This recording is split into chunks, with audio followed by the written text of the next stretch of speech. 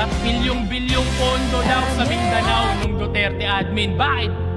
Kung hindi dahil doon, malamang hanggang ngayon wala kaming bypass road, tunnel road, investor na dati takot mamuhunan. Naririnig mo lang kasi yung putukan pero bingi-bingihan pagdating sa pinaghuhugutan. Napupusan lang yung Mindanao ng isang termino. Isang termino! Tingin mo na agad sukdulan? Pangungurakot ba talaga yung ginagagalit mo o sanay ka lang na kayo yung mas natututukan? Ano?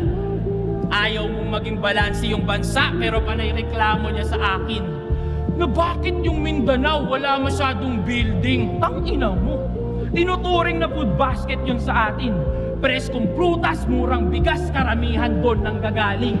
Sa bakod namin tinatanim pero nasa mesa nyo yung pagkain. Ano? Dahil ang personal ng motibo kung san-san na